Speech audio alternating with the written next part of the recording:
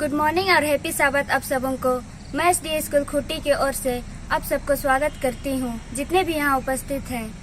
आइए सबत स्कूल शुरू करने से पहले हम सब एक वचन पढ़े जो पाया जाता है नीति वचन 3 उस अध्याय 5, 6 से 7 तक। तू अपनी समझ का सहारा न लेना, वरन संपूर्ण मन से यहोवा पर भरोसा रखना, उसी को स्मरण करके सब काम करना, तब वह तेरे लिए सीधा मार्ग निकालेगा। अपनी दृष्टि में बुद्धिमान न होना, यहोवा का भय मानना और बुराई से अलग रहना। आइए हम सब प्रार्थना करें।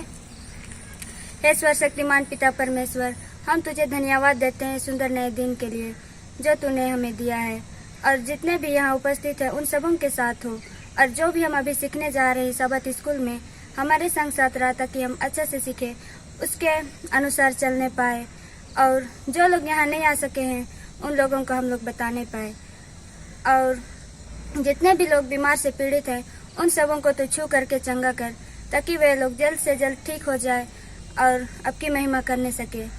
जितने भी पाप दोष गुनाह किए हैं उन्हें तो क्षमा कर दे। हमारे मांगने से पहले तो सब कुछ जानता है। इस छोटी दुआ यीशु मसीह के नाम पर, आमीन।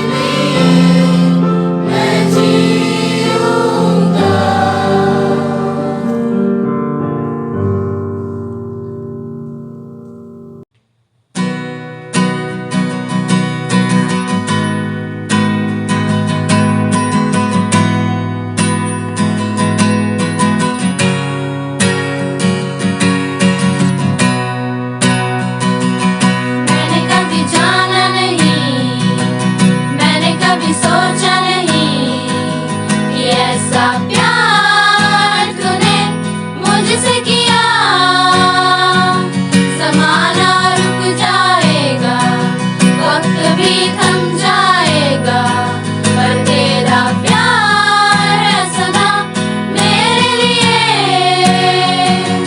मैंने कभी जाना नहीं, मैंने कभी सोचा नहीं कि ऐसा प्यार तूने मुझसे किया।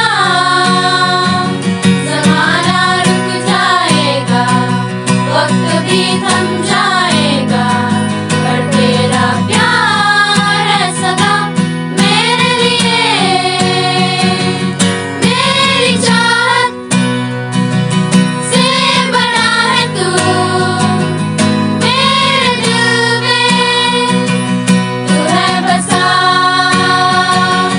मेरी चाहत से बड़ा है तू, मेरे दिल में तू है बसा। मैंने कभी जाना नहीं, मैंने कभी सोचा नहीं कि ऐसा प्यार तूने मुझसे किया। जमाना रुक जाएगा, वक्त भी थम जाएगा, पर तेरा प्यार है सदा मेरे लिए।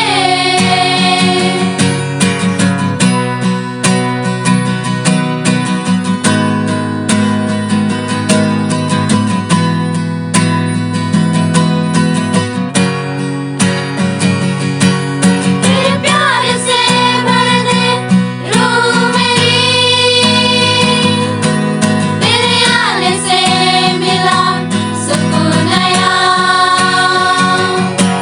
तेरा प्यार है मेरी जिंदगी,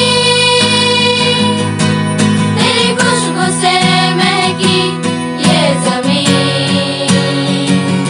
यीशुआ मेरा आसरा है तू, जुड़ा हूँ तुझसे, इनायत है तू।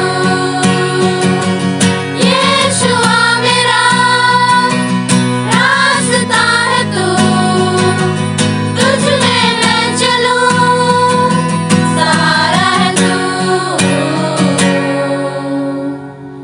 मैंने कभी जाना नहीं, मैंने कभी सोचा नहीं कि ऐसा प्यार तूने मुझसे किया।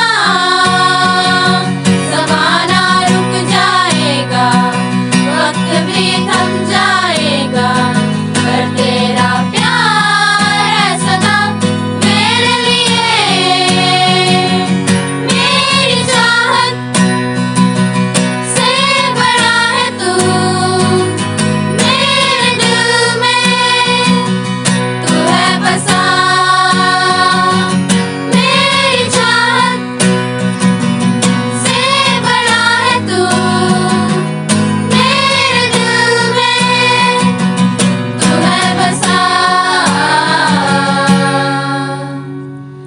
मैंने कभी जाना नहीं, मैंने कभी सोचा नहीं कि ऐसा प्यार तूने मुझसे किया।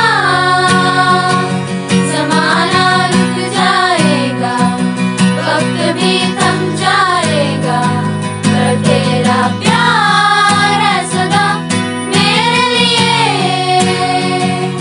मैंने कभी जाना नहीं।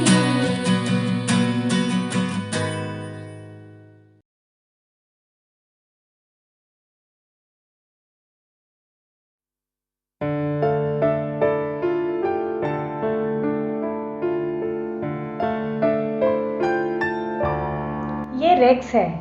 ये भारत में एक मोटर रिक्शा चालक है। ये रेक्स की पत्नी है। ये रेक्स के 2 बच्चे हैं, केजी और यूनिस। आज शनिवार का दिन है और रेक्स अपने परिवार को सबत स्कूल छोड़ने जा रहा है। लेकिन इससे पहले कि हम बहुत आगे निकल जाएं, कहानी पर वापस चलते हैं। एक दिन रेक्स के चाचा विदेश से उसके परिवार से मिलने आए। सबसे पहला सवाल अंकल साइमन ने पूछा कि केजी और यूनिस कहाँ स्कूल जा रही थी। रेक्स ने अपने चाचा को बताया कि लड़कियों का दाखिला उनके पड़ोस में एक जिले के स्कूल में कराया गया था। उन्होंने कहा कि आपको अपने बच्चों को एडवेंटिस्ट स्कूल में डालना चाहिए। वहाँ वे उच्च स्तर पर शिक्षा प्राप्त करेंगे और अंग्रेजी बोलना सीखेंगे। इससे भविष्य में उनके लिए दरवाजे खुलेंगे। उन्होंने कहा कि वह ये नहीं कर सकती यदि वे केवल स्थानीय भाषा में पढ़ती हैं। रेक्स ने चाचा साइमन से कहा कि वे एडवेंटिस्ट स्कूल का खर्चा उठाने के लिए बहुत ही गरीब थे, लेकिन परिवार के आश्चर्य के लिए अंकल साइमन ने उनकी ट्यूशन फीस भुगतान करने की पेशकश की अगर वह नामांकित होती थी। मैं लड़कियों को एडवेंटिस्ट स्कूल में स्थानांतरित कराने के लिए सहमत हो गया और तब से वह वहीं पढ़ रही हैं। मेरे बच्चे अब भारत के नाजरत के एक छोटे से शहर जेम्स मेमोरियल स्कूल में पढ़ रही हैं। ये स्कूल 100 से अधिक वर्षों से चल रहा है और 900 से अधिक छात्रों और 70 शिक्षकों तक बढ़ गया है। मेरी बेटियों को शनिवार के दिन सबत स्कूल जाने में दिलचस्पी थी और वे वहां जाना चाहती थी। मैं उन्हें वहां चर्च ले गई और चर्च सर्विस में शामिल हुई।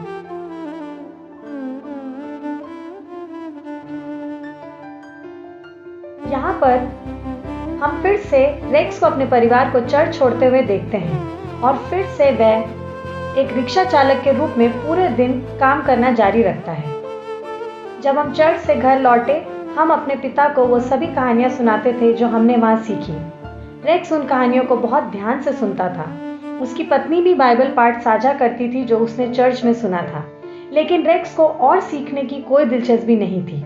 उसे शनिवार को काम करना पड़ता था। ये लगभग 1 वर्ष तक चलता रहा, जब तक रेक्स ने उपवास और प्रार्थना के दिन के बारे में नहीं सुना था जो स्कूल में हर महीने रविवार को प्रायोजित किया जाता था। क्योंकि रविवार को रेक्स की छुट्टी होती थी तो उसने वहां जाने का फैसला किया। मैं संदेश से छू गया था। मैंने उस दिन सुना और महसूस किया कि यही बाइबल की सच्चाई है। अगले सप्ताह चर्च आने के लिए स्कूल के प्रिंसिपल ने रेक्स को आमंत्रित किया। यह सोच रेक्स झिझक गया। वह नहीं सोच सकता था कि वह शनिवार को काम से छुट्टी कैसे ले सकता था। प्रिंसिपल ने मुझे परमेश्वर पर भरोसा करने के लिए प्रोत्साहित किया कि वह राशि के बराबर आशीष प्रदान करेगा जो मैं सबत के दिन कमाता अगर मैं काम करना बंद करके चर्च जाता हूँ। लेकिन रेक्स ने शनिवार को काम करना बंद नहीं किया। एक सेवा मुक्त पादरी रेक्स से मिलने आया और प्रत्येक बुधवार को उसके साथ दोपहर के भोजन के समय मिलने लगा। हर हफ्ते वह साथ बैठकर बाइबल का अध्ययन करते थे। रेक्स की पत्नी ने बपतिस्मा लेने की तैयारी की और उसने रेक्स को अपने साथ बपतिस्मा लेने के लिए आग्रह किया, लेकिन रेक्स तैयार नहीं था। वह तंबाकू और शराब का आदी था और अभी भी उसकी सबत के काम की मुद्दा हल नहीं हुआ था। मैंने अपनी पत्नी को आगे बढ़ के बपतिस्मा लेने के लिए कहा। मैं बाद में उसका अनुसरण करूंगा। रेक्स की पत्नी ने उसे परमेश्वर पर भरोसा करने का आग्रह किया, ये साझा करते हुए कि ईश्वर उसकी शराब और तंबाकू की आदत को देखभाल करेगा। मैं उस वर्ष में बाद में बपतिस्मा लेने के लिए सहमत हो गया, हालांकि मुझे एहसास हुआ कि मैं तैयार नहीं था। मेरे पति बुरी आदतों को नहीं छोड़ सकते थे और वह अपने वायदों के साथ नहीं रह सकते थे जो उन्होंने अपने बपतिस्मा के दौरान किए थे। उनके बपतिस्मा के 2 महीने बाद रेक्स को ऑटो रिक्शा उठाते समय एक दुर्घटना से गुजरना पड़ा। उनकी रीढ़ की हड्डी में चोट लगी थी और उन्हें सर्जरी की सख्त आवश्यकता थी। डॉक्टरों ने उन्हें चेतावनी दी थी कि वह फिर कभी नहीं चल सकते थे। महीने बीत गए और रेक्स अपने बिस्तर तक ही सीमित थे। वह चर्च जाने में भी असमर्थ थे, लेकिन चर्च के पादरी और सदस्य नियमित रूप से उसके लिए प्रार्थना करने आते थे। मैंने प्रार्थना करना शुरू कर दिया कि प्रतिज्ञाओं के प्रति वफादार ना होने के लिए परमेश्वर मुझे माफ करे। अंत में उसके परिवार को एक डॉक्टर मिले जो उसकी सर्जरी करने के लिए उस कीमत में तैयार हो गए जिसे वो जुटा सकते थे। सर्जरी के बाद रेक्स बिस्तर पर लेटा रहा और उसने बिना रुके प्रार्थना की कि परमेश्वर उसे फिर से काम करने की अनुमति दे। आज रेक्स फिर से चल सकता है। वह चर्च जाता है और परमेश्वर के प्यार में आनंद मन रहता है। मैं अब सबत के दिन काम नहीं करता हूँ और दशमांश अपना ईमानदारी से देता हूँ। इस स्कूल के माध्यम से हमें बाइबल की उन सच्चाइयों के बारे में पता चला जिन्हें हम पहले नहीं जानते थे। परमेश्वर के प्रेम और सुरक्षा के कारण हम एक खुशहाल परिवार की तरह रह रहे हैं और हम परमेश्वर की सेवा कर रहे हैं। रेक्स अब एक ऑटो चालक नहीं है। उसकी नई नौकरी कम भुगतान करती है परंतु अब वो ज़्यादा बचा पाता है क्योंकि अब वह शराब और तंबाकू में खर्चा नहीं करता है।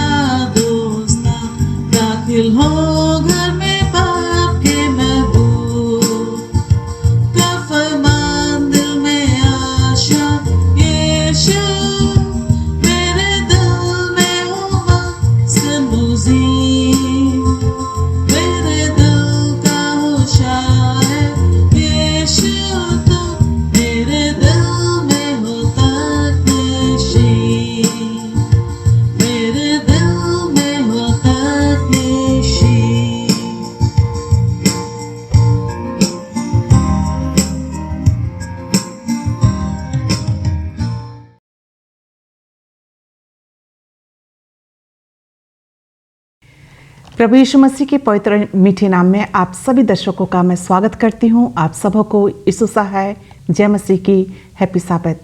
साथ ही साथ आज हमारे सबे स्कूल पाठ के अध्ययन के लिए जो गेस्ट हैं मिस्टर राजेश चंद और पास्टर फ्रैंकलिन फ्रांसिस, मैं आप दोनों का भी आज के हमारे सबे स्कूल पाठ के अध्ययन में हार्दिक स्वागत करना चाहती हूँ। परमेश्वर ने हमें बहुत आशीषें दी हैं, हमें परमेश्वर को इस बात के लिए धन्यवाद देते रहना चाहिए। आइए हम अपनी आंखों को बंद करें इससे पहले कि हम अपने सब स्कूल पाठ के अध्ययन में आगे बढ़ें, और मैं रिक्वेस्ट करूंगी मिस्टर राजेश चंद से दुआ में हमारी अगुवाई करें। हमारे सर्वशक्तिमान परमेश्वर, हम आपका बहुत बहुत धन्यवाद करते हैं इस अच्छे समय के लिए जो आपने हमें प्रदान किया है कि हम यहाँ इकट्ठे होकर और इस सब स्कूल पाठ का अध्ययन कर सकते हैं। प्रभु, आपकी सारी आशीषों के लिए हम आपको धन्यवाद देना चाहते हैं जो आपने हमें पिछले दिनों में हमें दी हैं। और इस समय जब हम यहाँ बैठते हैं पाठ का अध्ययन करते हैं प्रभु, तो हम आपसे प्रार्थना करते हैं कि तो हमें समझ और बुद्धि प्रदान करें ताकि हम इस पाठ को अच्छी तरीके से समझ सकें। जो भी इस आज के पाठ में लिखा है हम उसको अच्छी तरह से समझ सकें और अपने दर्शकों तक पहुंचा सकें ताकि हम सब मिलकर इन आशीषों को आपसे पा सकें प्रभु। हम जानते हैं कि हम पापी और गुनहगार हैं, हमारे सारे पापों को क्षमा करें और हमें बुद्धि, समझ और शक्ति, सामर्थ्य दें ताकि हम आपके कार्य के लिए सर्वदा तैयार रहें और आपके काम को आगे बढ़ा सकें। ये छोटी विनती प्रभु यीशु मसीह के नाम से मांगते हैं, दया से सुने और ग्रहण करें, आमीन। जैसा कि हम सब जानते हैं कि हम 2021 के अंतिम त्रिमास में हैं और हम इस पूरे त्रिमास में व्यवस्था विवरण में वर्तमान सत्य इस विषय पे अध्ययन कर रहे हैं।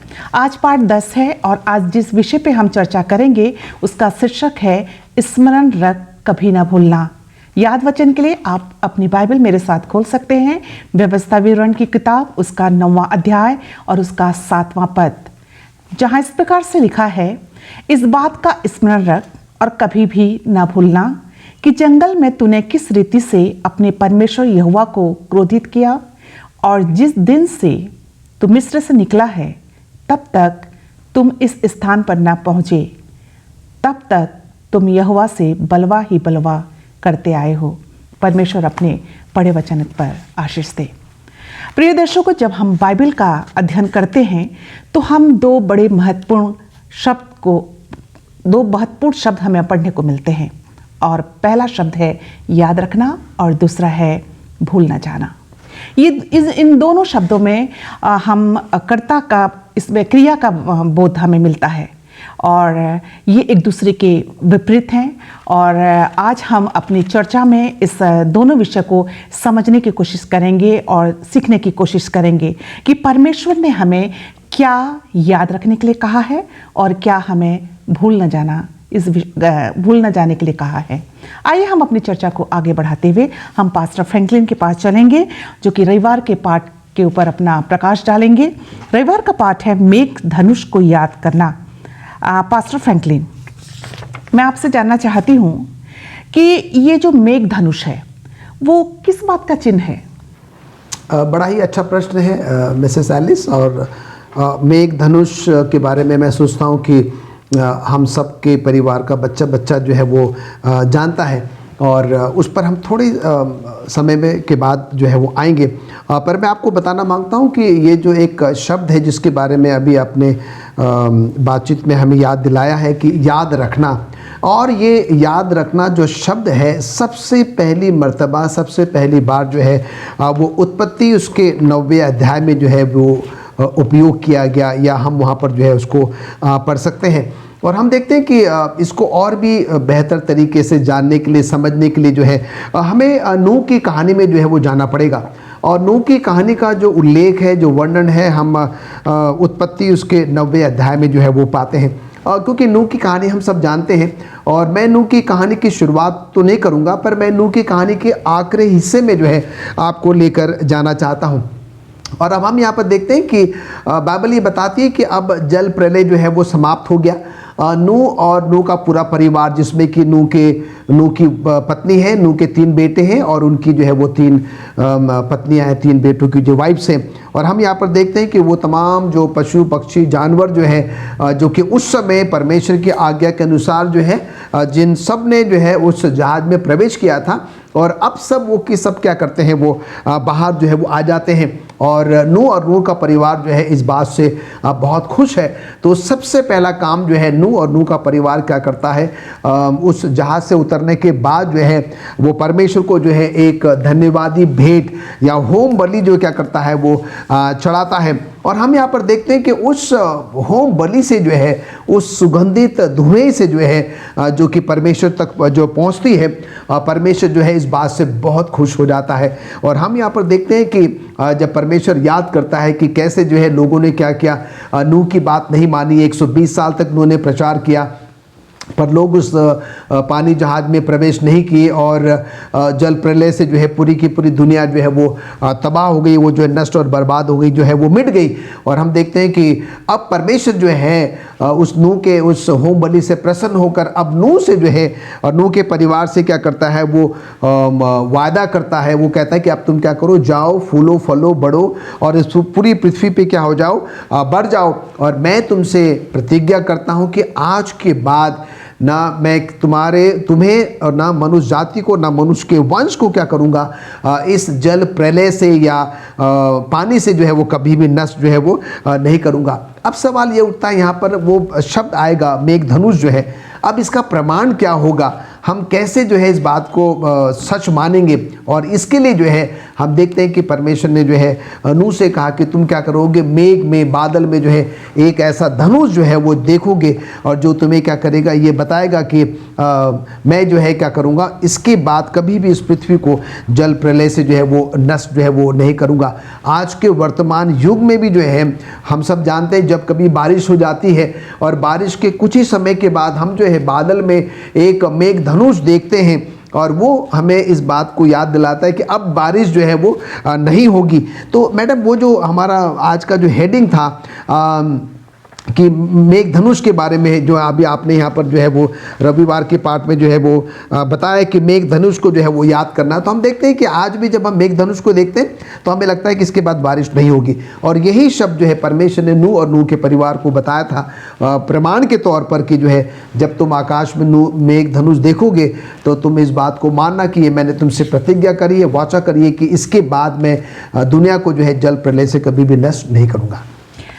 धन्यवाद देना चाहती हूँ पास्टर फ्रैंकलिन आपके अच्छे विचारों के लिए। आइए हम सोमवार के पाठ पे चलेंगे और सोमवार के पाठ का शीर्षक है बीते दिनों के बारे में परवाह करना। मिस्टर राजेश, मैं आपसे जानना चाहती हूँ कि ये बीते दिनों के बारे में हमें परवाह क्यों करना चाहिए? क्या आप परवाह करते हैं बीते दिनों के बारे में? सवाल तो बहुत अच्छा है कि बीते दिनों के बारे में हमें परवाह करनी चाहिए या नहीं करनी चाहिए। तो जहाँ तक मेरा व्यक्तिगत अनुभव है कि हम बीती हुई बातों को अक्सर याद करते हैं और ख़ास तौर से हम उन बातों को याद करते हैं जो हमारे जीवन में कोई छाप छोड़ जाती हैं या हमें उन चीज़ों से हमें कुछ प्रेरणा मिली हुई होती है, तो हम उन बातों को और उस समय को हम अक्सर याद करते हैं।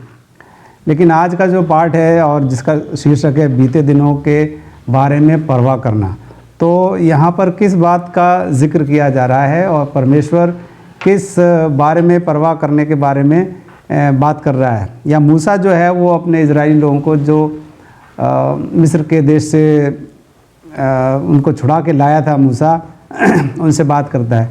यदि हम व्यवस्था विवरण की किताब पढ़ें और शुरू से आखिर तक, अभी हम 4वां अध्याय, फिर आगे 7वां अध्याय, 8वां 9वां अध्याय भी हमने पढ़ा है और आज हम 8वें अध्याय से भी पढ़ेंगे, तो हमें एक यहाँ पर थीम मिलता है और वो थीम यही है कि मूसा जो है वो अपने लोगों को, परमेश्वर के लोगों को जिन्हें वो मिस्र से निकाल के लाया था, उनको बार बार ये याद दिलाने की कोशिश करता है और कर रहा है कि परमेश्वर ने उनके लिए कितना महान कार्य किया है। तो पूरे व्यवस्था विवरण में हम ये देखते हैं कि मूसा जो है उनको याद दिलाने की कोशिश करता है। और याद दिलाना इतना महत्वपूर्ण क्यों है? महत्वपूर्ण इसलिए है कि हम ह्यूमन बीइंग जो भूल जाते हैं, बहुत जल्दी भूल जाते हैं बातों को।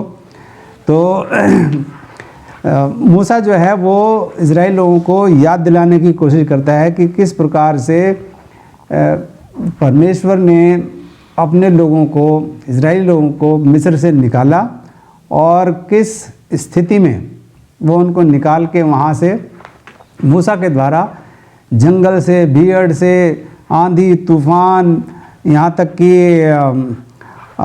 ऐसे ऐसे भयानक चीज़ें उनके सामने आईं और परमेश्वर ने उन सब को उनके ऊपर विजय प्राप्त कराते हुए उन लोगों को वहाँ से निकाला। तो जितने महान कार्य परमेश्वर ने इजरायली लोगों के लिए मिस्र से निकलने के बाद किए थे, उनको बार बार मूसा कहता है कि तुम उन बातों को याद करो। और इतिहास में ये इसलिए लिखा गया है ताकि इन बातों को पढ़ के हम जो हैं उससे प्रेरणा ले सकें और हम जान सकें कि प्रभु ने इजराइल लोगों के लिए कितना महान कार्य किया। और वही महान कार्य परमेश्वर जो है हमारे जीवन में भी करता है, क्योंकि हम लोग भी पाप की दुनिया से जब निकल के जाते हैं तो हमारे रास्ते में भी बहुत सारी अड़चनें आती हैं।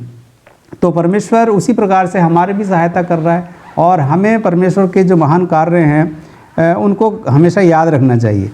यदि हम इसे बहुत ध्यानपूर्वक पढ़ें चौथी किताब जो है व्यवस्था विवरण की, और उसके बाद 7वीं किताब है।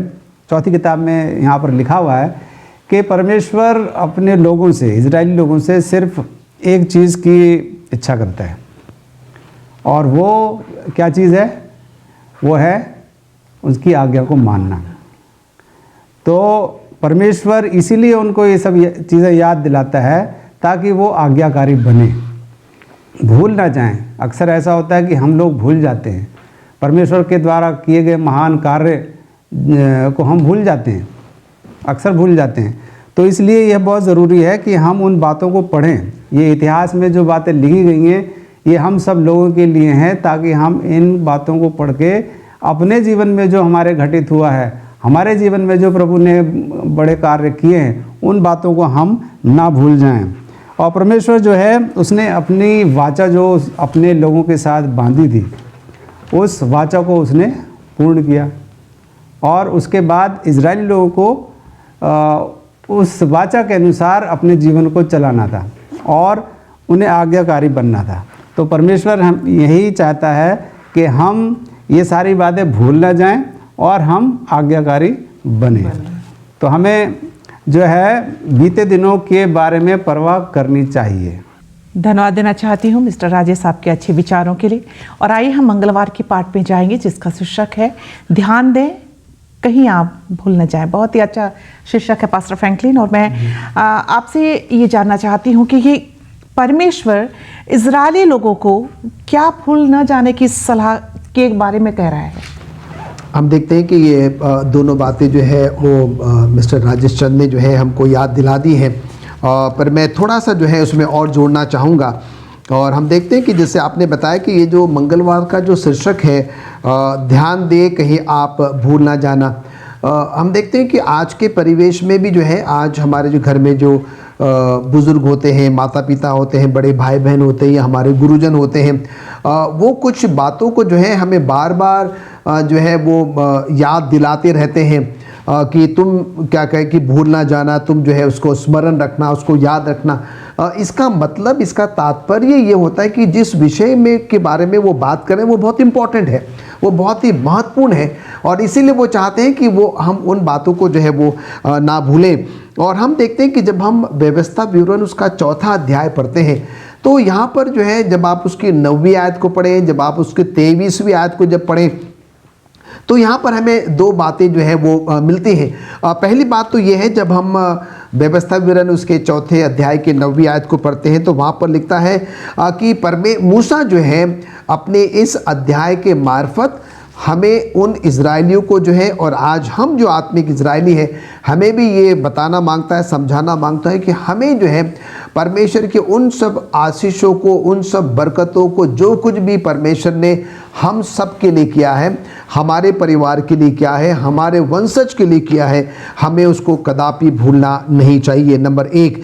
नंबर 2 जो है, परमेश्वर ने जो हमसे प्रतिज्ञा करी है, परमेश्वर ने जो हमसे वायदा किया है, हम देखते हैं कि परमेश्वर का वचन हमको साफ साफ बताता है परमेश्वर अपने वायदे का पक्का है। परमेश्वर ने जो कहा है वो उसको क्या करता है, वो पूरा भी जो है वो करता है। और 23वीं आयत में जो हम देखते हैं कि परमेश्वर ने न सिर्फ मूसा से, इजराइलियों से, और पूरे बाइबल में हम देखते हैं कि लोगों से क्या करी, प्रभु ने प्रतिज्ञा करी कि मैं तुम्हें नहीं छोड़ूंगा, मैं तुम्हें जो है वो नहीं त्यागूंगा, और मैं तुम्हें क्या करूंगा, संभाले रहूंगा, मैं तुम्हें जो है वो उठाते रहूंगा। और मैडम जब हम इन 2 बातों को देखते हैं तो यहाँ पर मूसा जो है अपने लोगों को, इजराइलियों को बार बार जो है वो याद दिलाने की कोशिश कर रहा है, समझाने की कोशिश कर रहा है कि वो क्या करें, परमेश्वर के उन तमाम उपकारों को, आशीषों को जो है वो कदापि ना भूलें, क्योंकि मूसा जो है अपने लोगों को जानता है। एक लंबी यात्रा मूसा ने जो है अपने लोगों के साथ तय की है।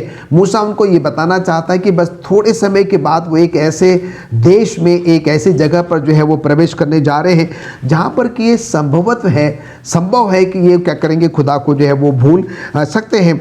और इसलिए वो चाहता है कि लोग क्या करें, परमेश्वर को जो है वो ना भूलें, उसकी वाचा को, उसकी प्रतिज्ञाओं को जो है वो ना भूलें। और यहाँ पर हम देखते हैं कि मूसा एक और बड़ी अहम बात जो है वो अपने लोगों से, इजरायली से वो कहता है कि तुम न न सिर्फ अपने तक ये बात ना रखना, पर अपने बच्चों को, अपने नाती पोतियों को, जितने भी लोग जो है तुमसे रिलेटेड हैं, उनको भी क्या करना है, ये बातें जो है बताना है, ये जो है बातें समझाना है। और उसका तात्पर्य ये जो है ये होता है कि वो लोग क्या करेंगे, आने वाले भविष्य में जो है उन्हीं बातों को लोगों को क्या करेंगे, लोगों के साथ जो है वो साझा करेंगे।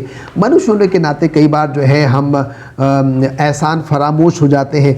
कई बार जब हम दुख में, तकलीफ़ में, मुसीबत में, बीमारी में, परेशानी में होते हैं तो हम परमेश्वर के पास जाते हैं, रो रो के, गिड़गिड़ा के, उपवास करके, घुटनों पे जाके हम प्रार्थना करते हैं। पर जब सब कुछ ठीक हो जाता है तो फिर हम क्या हो जाते हैं, उन प्राचीन इजरायलियों के समान हम खुदा को, परमेश्वर को भूल जाते हैं। और आज मैडम एलिस हमारे पास ये संदेश आता है व्यवस्था विवरण उसके 4 अध्याय के मार्फत कि हम और आप क्या करें, परमेश्वर के उन सारी आशीषों को याद करें, उसको कदापि ना भूलें, नंबर 1। नंबर 2 जो है, और परमेश्वर ने वो जो वाचा हमसे बांधी है कि मैं तुम्हारे साथ रहूँगा, मैं तुम्हें कभी नहीं छोड़ूंगा। और ये सारी बातें हमें क्या करना है, अपने तक ही नहीं रखना है, पर लोगों के साथ भी जो है वो साझा जो है करना है। दर्शकों, मैं आप सबों से निवेदन करता हूं कि आइए इन दोनों बातों को जो है वो याद रखें और लोगों के साथ हम जो है वो साझा करें। पास्टर फ्रैंकलिन, मैं आपको धन्यवाद देना चाहती हूँ आपकी बहुत ही अच्छे विचारों के लिए। और आइए हम बुधवार के पाठ पे चलेंगे। बुधवार के पाठ का शीर्षक है खाया और तृप्त हुआ। मिस्टर राजेश, मैं आपसे जानना चाहती हूँ कि ये किस विषय पे बात कर रहा है, खाया, क्या चीज़ है ये खाया और तृप्त हुआ? बुधवार का जो पाठ है और उसका जो शीर्षक है मिसेस एलिस ने अभी बताया, खाया और तृप्त हुआ। खाया और तृप्त हुआ।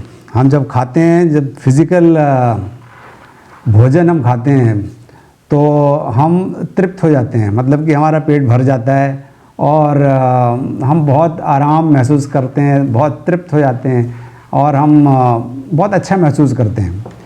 तो इस संदर्भ में आज का जो पाठ है उसको हम देखते हैं कि खाया और तृप्त हुआ। यहाँ पर एक छोटी कहानी बताई जाती है। एक जनरल कॉन्फ्रेंस के एक रिटायर्ड अगुआ थे जिन्होंने बहुत सालों तक जनरल कॉन्फ्रेंस में काम किया था। 34 वर्षों तक उन्होंने काम किया था और उनके जीवन में एक घटना घटी थी। जब वो कहीं जा रहे थे तो हवाई अड्डे पर उनका एक सामान जो है वो खो जाता है। जब वो उतर के जहाज़ से अपना सामान लेने के लिए खड़े होते हैं तो उनका सामान नहीं आता है और उनका सामान कहीं गुम हो जाता है।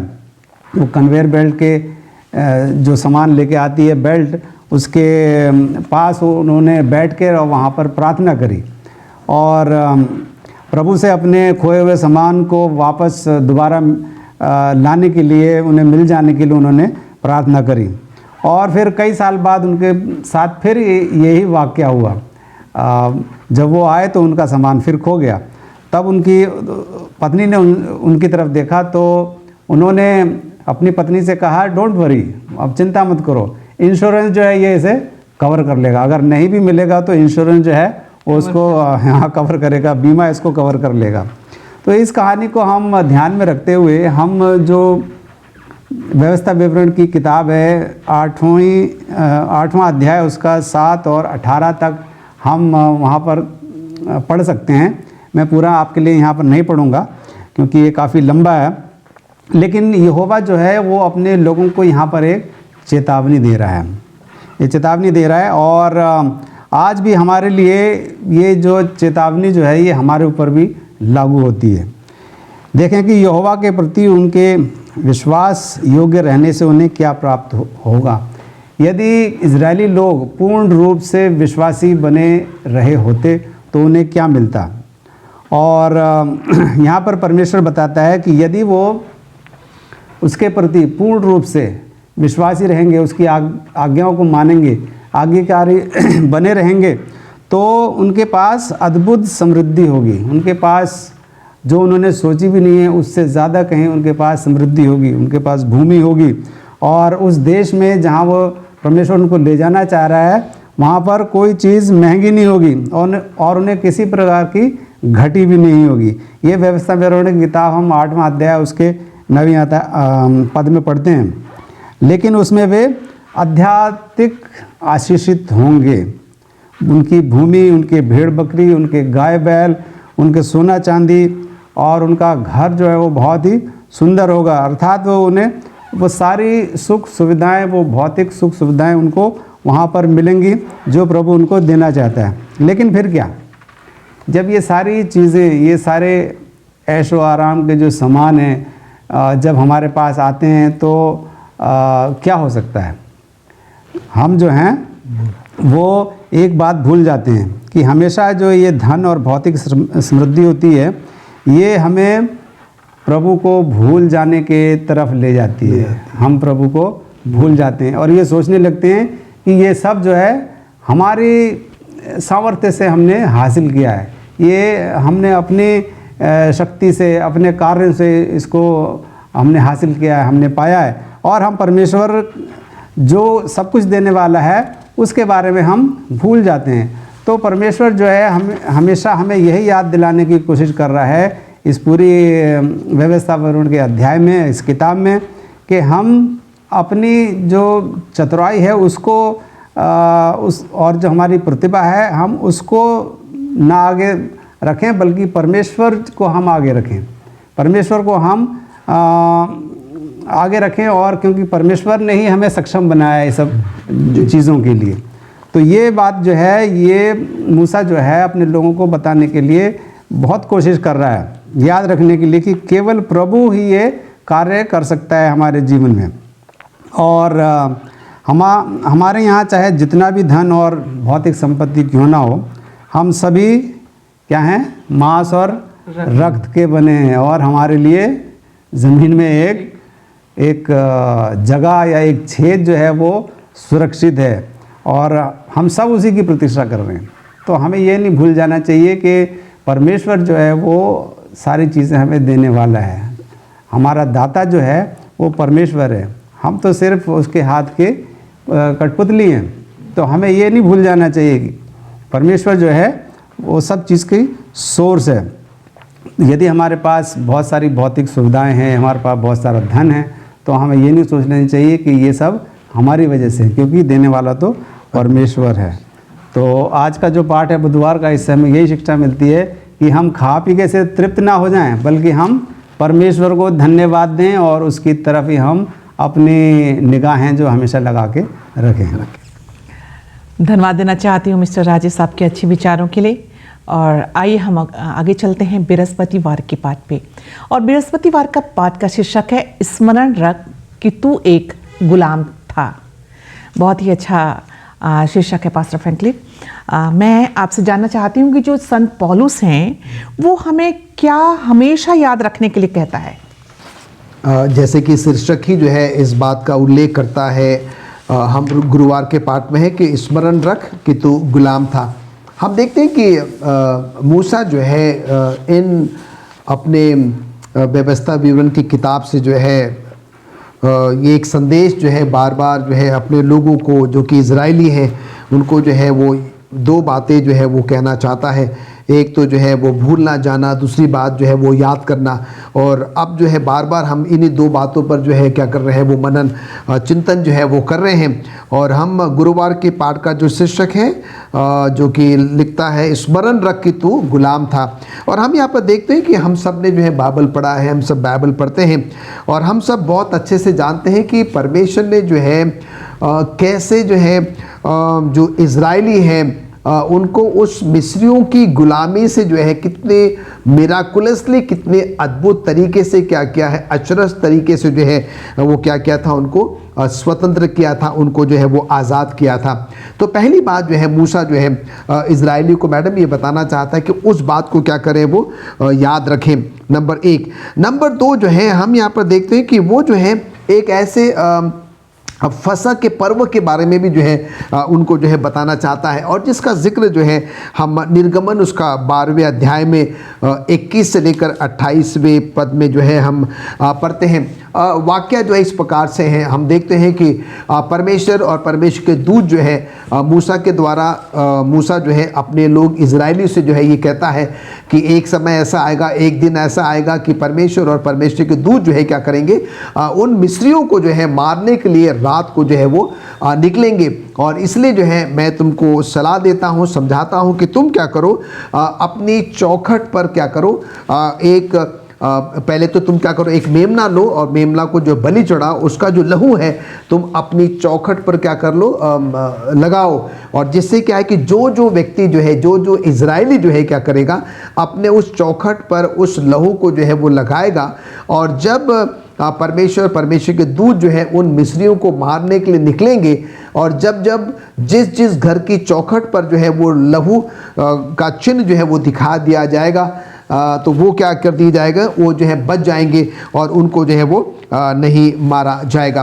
तो हम यहाँ पर देखते हैं कि ये एक बहुत ही अहम बात जो है मूसा जो है अपने लोगों को जो है वो बताना चाहता है। और हम देखते हैं कि वो कहता है कि ये जो चिन्ह है, ये जो फसह का जो पर्व है, हम देखते हैं कि पहले मूसा ने कहा कि तुम्हें क्या करना होगा, एक मेमना जो है वो बलि करना होगा, उसका लहू जो है अपनी चौखट पर लगाना होगा, जो कि आगे जाके क्या करता है, वो बलिदान, वो मेमना, वो बलिदान और वो लहू जो है प्रभु यीशु मसीह को जो है वो दर्शाता है। और हम यहाँ पर ये भी देखते हैं कि जो आपने प्रश्न किया कि संत पौलुस जो है हमें क्या याद दिलाना चाहता है। पहली बात जो है वो कहता है कि हमें परमेश्वर ने जो कुछ भी हमारे लिए किया है हमें उसको भूलना नहीं है। दूसरी बात जो है, हमें इस बात का भी ध्यान रखना है कि जैसे परमेश्वर ने इजरायलियों को जो है मिस्र की गुलामी से बाहर निकाला है, परमेश्वर ने हम सबों को जो है उस पाप की गुलामी से भी क्या किया, स्वतंत्र किया है, आज़ाद जो है वो किया। परमेश्वर ने अपना बहुमूल्य रक्त लहू बहाकर जो है हम सबों को क्या कर लिया है, वो मोल ले लिया। परमेश्वर ने अपना जो है अनुग्रह जो है जो कि मुफ्त में हम सबों को जो है वो दिया है,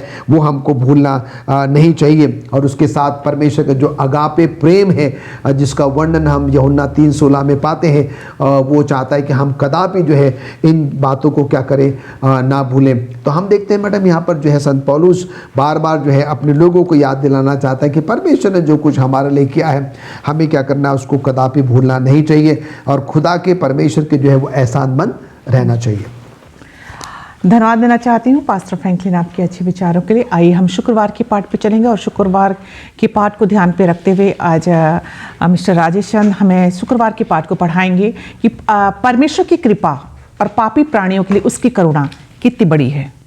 जी, जैसा कि हम जानते हैं कि जो शुक्रवार का पाठ होता है वो पूरे हफ्ते के पाठ का एक निचोड़ होता है, और इसमें ज़्यादातर हम मिसेस एलन जी वाइट के द्वारा लिखी गई जो बातें हैं उनको पढ़ते हैं और उनको समझते हैं। तो मिसेस एलन जी वाइट ने भी व्यवस्था विवरण की किताब में जो लिखा हुआ है उसके ऊपर उन्होंने भी यहाँ पर अपने अतिरिक्त विचार जो हैं वो दिए हैं। तो वही विचार मैं आप सबसे साझा करना चाहता हूँ। परमेश्वर की कृपा और पापी प्राणियों के लिए उसकी करुणा कितनी बड़ी है, ये तो हम पूरे आज का जो पाठ था उससे हम जान चुके हैं। जैसा कि पास्टर फ्रैंकलिन ने शुरू में ही बताया और बाद में ही बताया कि परमेश्वर ने बादलों में या आसमान में मेघ धनुष स्थापित कर दिया या डाल दिया है, और उसको जब भी हम देखते हैं तो हम परमेश्वर की उस महान सच्चाई को, उसकी वाचा को, उसकी करुणा को हम याद करते हैं कि परमेश्वर जो है अब कभी भी इस पृथ्वी पर बसने वाले लोगों को कभी भी पानी से नष्ट नहीं करेगा। जब हम छोटे हुआ करते तो जब हम धनुष देखते थे बादलों में, मेघ धनुष देखते थे, तो हम अपने जो घर में बड़े लोग होते थे उनसे हम पूछा करते थे कि ये क्यों निकलता है और इसका क्या मतलब है। तो हमारी दादी जो थी वो हमें बाइबल से हमें बताया करती थी कि परमेश्वर ने, और नूह की कहानी को बताने के बाद तब हमें बताती थी कि ये इसलिए ये धनुष दिखाई देता है हमें कि परमेश्वर ने इस पूरी पृथ्वी को पानी से नष्ट किया था, लेकिन उसने अब ये चिन्ह दिया है कि वो दोबारा कभी नष्ट नहीं करेगा पानी से। तो जब हम इसको देखते हैं तो हम उस चीज़ को याद करते हैं। और मिसेस एलन जी वाइट ये हमें बताती है कि परमेश्वर का ये उद्देश्य था कि जिस प्रकार बाद की पीढ़ियों के बच्चे उस महिमा में मेहराब या मेघ धनुष का अर्थ पूछें जो आकाश में फैला हुआ है, उनके माता पिता जल प्रलय की कहानी को दोहराएं, ताकि वो जो आने वाली पीढ़ी है जो आगे चलने वाली पीढ़ी है वो जान सकें परमेश्वर के बारे में और सच्चे परमेश्वर के बारे में। तो इसलिए वो बहुत ही ज़रूरी है कि हम ये जो बातें हैं हमारे धर्मशास्त्र में लिखी गई हैं हम इनको पढ़ते रहें। इस प्रकार पीढ़ी दर पीढ़ी ये मनुष्य के लिए ईश्वरीय प्रेम की गवाही देगा और ईश्वर में उसके विश्वास को मजबूत करेगा। तो मिसेस एलन जी वाइट हमें यहाँ बताती हैं कि ये जो मेघधनुष है, जब हम इसको देखेंगे तो हम अपने बच्चों को बताएंगे, वो अपने बच्चों को बताएंगे, आगे पीढ़ी दर पीढ़ी ये जो है परमेश्वर के ईश्वरीय प्रेम की जो कहानी है और जो गवाही है वो उनके विश्वास को और मजबूत करेगा। मसीह धर्म की स्थापना के बाद से ऐसा कोई भी चर्च नहीं रहा है जिसमें दुनिया के कुछ देशों में चर्च का आनंद उठाया है जो धन और प्राणी आराम का हिस्सा है। सवाल यह है लेकिन किस कीमत पर? इस तरह की समृद्धि निश्चित रूप से हमारी आध्यात्मिकता को प्रभावित करती है। हम ये अपने चारों तरफ हम देख के इस बात को महसूस करते हैं और हम उसकी गवाही भी दे सकते हैं। हम बता सकते हैं कि जब हमारे पास या लोगों के पास बहुत समृद्धि होती है, बहुत धन होता है या बहुत ही समृद्ध होते हैं, किसी प्रकार की कोई कमी नहीं होती है, तो वो ये समझने लगते हैं कि हम बहुत आत्मनिर्भर हैं। वो परमेश्वर के ऊपर निर्भर होना लगभग छोड़ देते हैं, या कहना चाहिए कि बहुत ही कम परमेश्वर पर निर्भर रहते हैं। तो ये जो समृद्धि है इसका यही ड्रॉबैक है, या कहना चाहिए ये बहुत ही खतरनाक चीज़ है। जब समृद्धि आती है तो हम अपने ऊपर भरोसा करने लगते हैं, परमेश्वर के ऊपर हमारा जो भरोसा है वो कम हो जाता है। चाहे ये समृद्धि कितनी भी अच्छी ना हो, मिसेस वाइट कहती हैं कि ये धन, ये पैसा, ये समृद्धि चाहे कितनी भी अच्छी क्यों ना हो, कई खतरनाक आध्यात्मिक जालों के साथ आती है।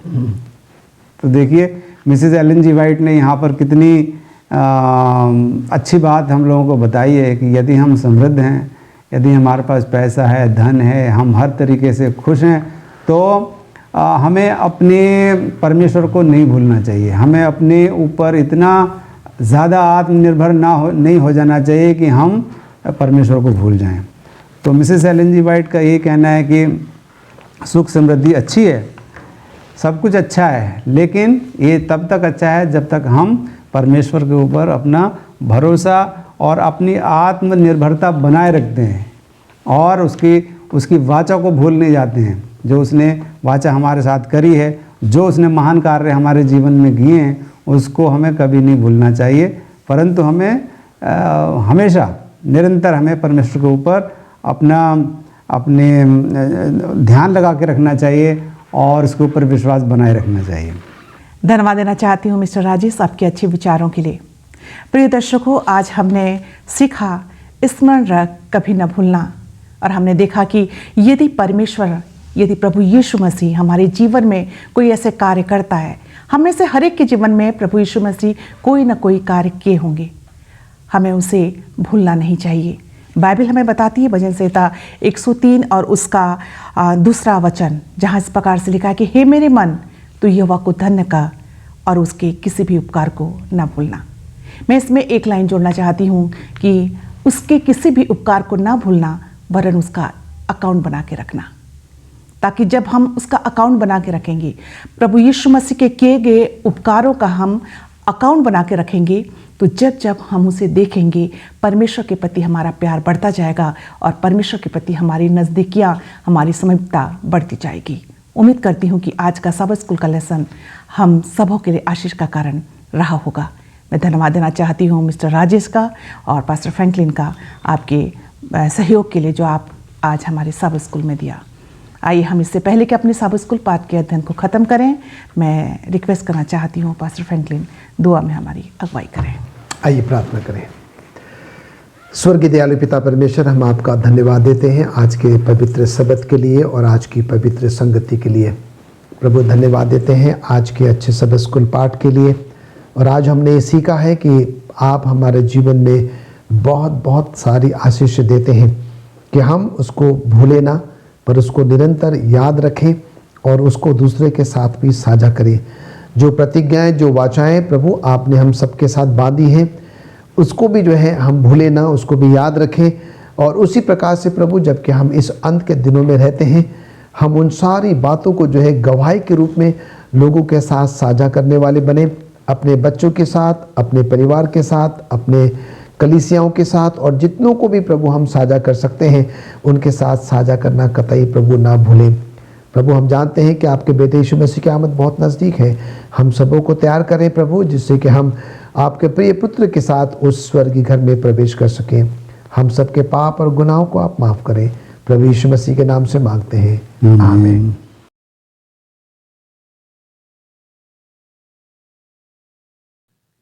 विलियम टंडेल ने सब कुछ खो दिया जब उन्होंने परमेश्वर को सबसे पहले रखा, फिर भी उन्होंने हार नहीं मानी।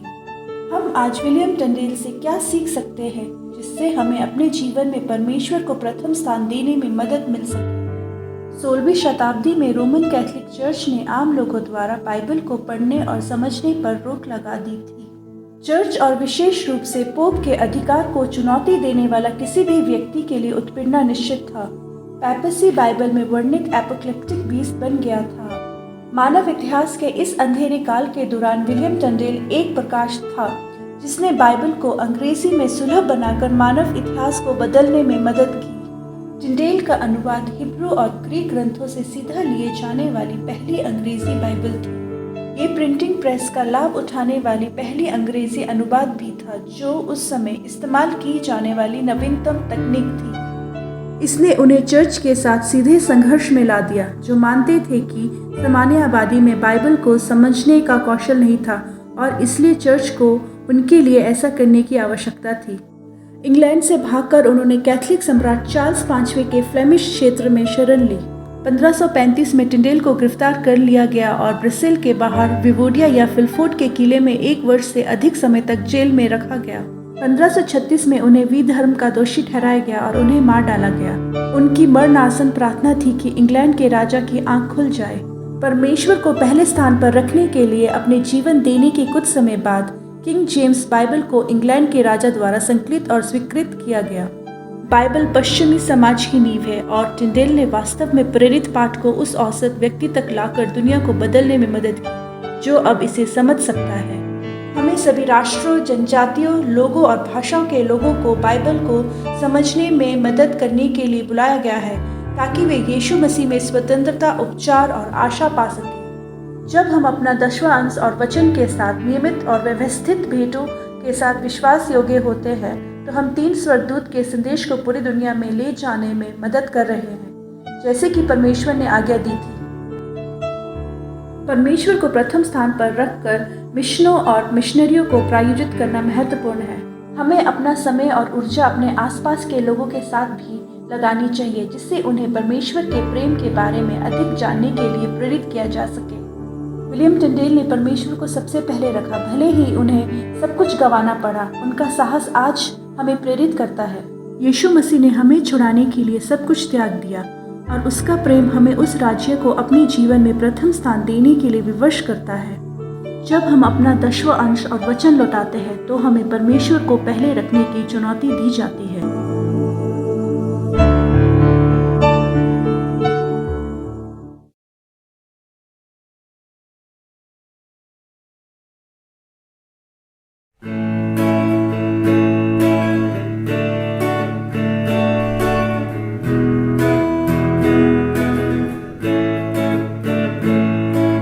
जान देने तक भी वफादार रहे तो मैं तुझे जिंदा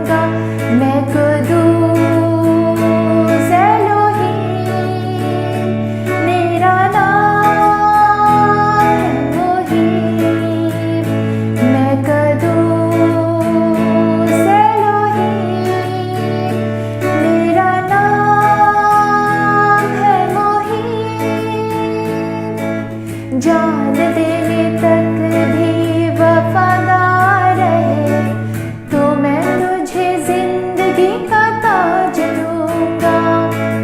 जान देने तक भी वफादार रहे तो मैं तुझे जिंदगी का ताज दूंगा।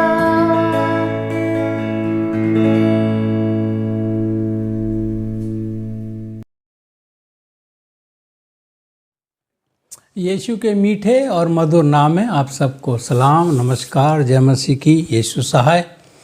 हमें आज बड़ी खुशी है कि फिर से ईश्वर ने हमें ये मौका दिया है कि उसके वचन को हम आपके सामने साझा कर सकते हैं। आइए इससे पहले कि उसके वचन में चलें, उसके पैगाम को जानें, पढ़ें, सुनाएं, हम उससे उसकी पवित्र आत्मा से सहायता मांगते हैं। आइए हम सब दुआ करते हैं।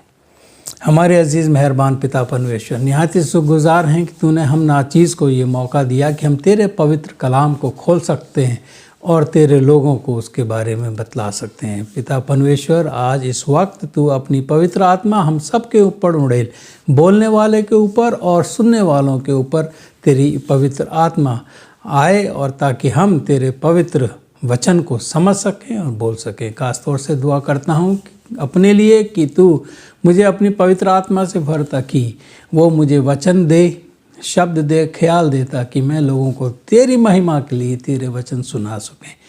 इस दौरान अगर कोई हम पाप करते हैं पिता, तू उसे क्षमा कर, क्योंकि हमने ये पिता तेरे पुत्र और अपने मुंजीदाता प्रभु यीशु के नाम से मांगी है, आमीन।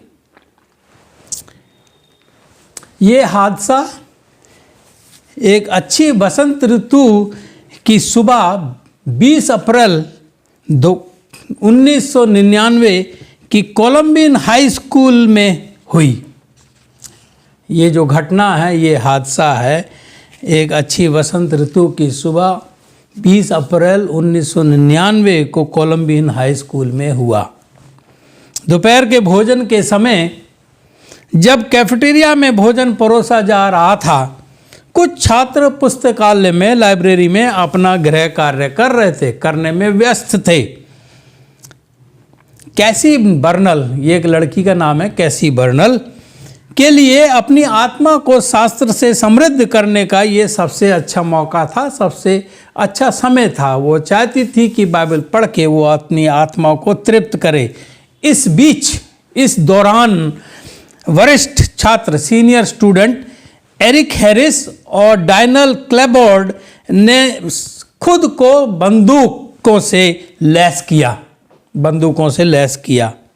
नरसिंहार पार्किंग स्थान में शुरू हुआ और फिर स्कूल की इमारत में घुस गए और कैफेटेरिया में चारों ओर बम फेंकने लगे और गोलियां चलाने लगे, और फिर वे पुस्तकालय में प्रवेश किया। उन्होंने पुस्तकालय में प्रवेश किया।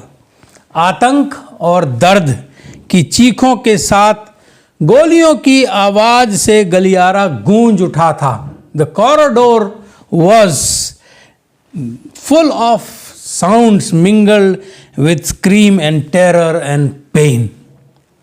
ऐसी अराजकता के बीच कैसी इस लड़की ने परमेश्वर को पुकारना शुरू किया, दुआ करनी शुरू करी। फिर हत्यारे, ये जो 2 लड़के थे, सीनियर लड़के थे, हत्यारे लाइब्रेरी में घुस गए और फायरिंग करने लगे। उनमें से एक ने कैसी को प्रार्थना करते देखा और उसके विश्वास को चुनौती देने का फैसला किया। उसके सिर पर राइफल तानते हुए उसने ये जानने की मांग की कि क्या वो वास्तव में परमेश्वर में विश्वास करती है।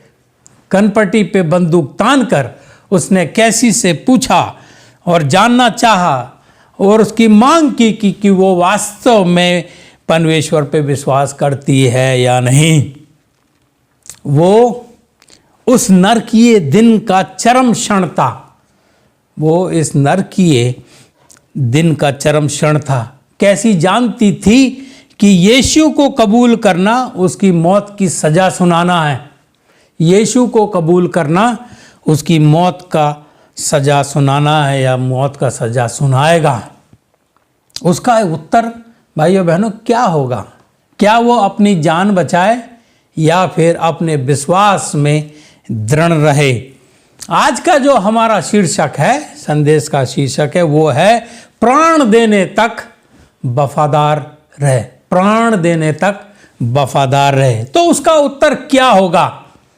कुछ क्षण के बाद कैसी कहती है, हाँ मैं यीशु में विश्वास करती हूं।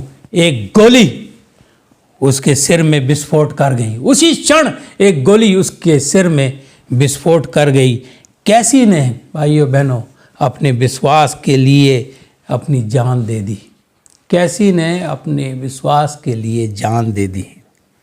हत्यारों ने शैतान के राज्य का प्रदर्शन किया। शैतान के राज्य का प्रदर्शन किया। एक ऐसी संस्कृति की उपज जो हथियारों की पूजा करती है। एक ऐसी संस्कृति की उपज, पैदावार जो हथियारों की पूजा करती है और हिंसक फिल्मों से और वीडियो गेम से पोषित होती है। दूसरी ओर कैसी ने परमेश्वर के राज्य को प्रतिनिधित्व किया।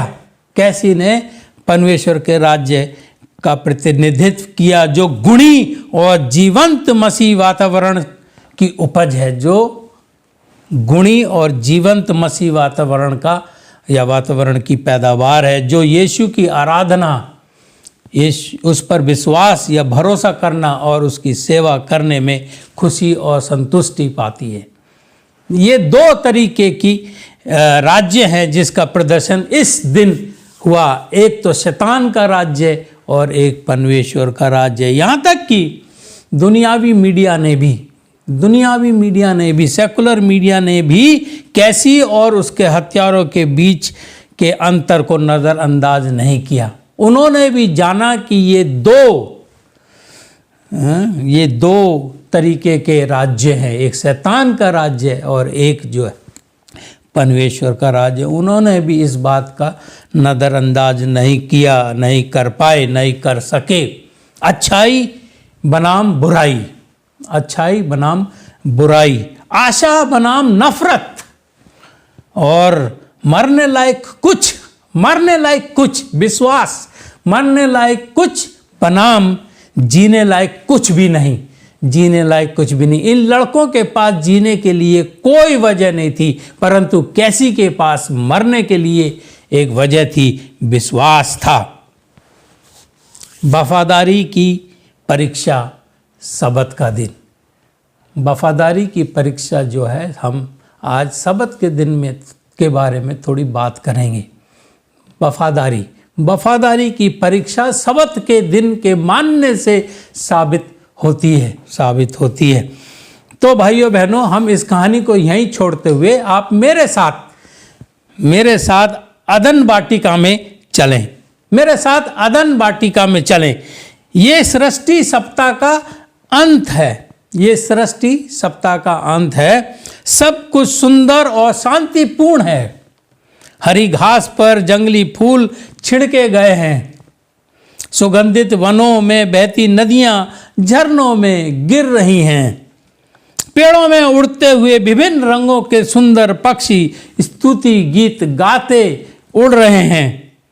तब परमेश्वर ने इस सब सुंदरता के बीच, इस सप्ताह के अंत में, सृष्टि सप्ताह के अंत में, परमेश्वर ने सुंदर स्त्री को अपनी उत्कृष्ट कृति के रूप में बनाया। सुंदर स्त्री को बनाया और उसे आदम को सौंप दिया, दे दिया।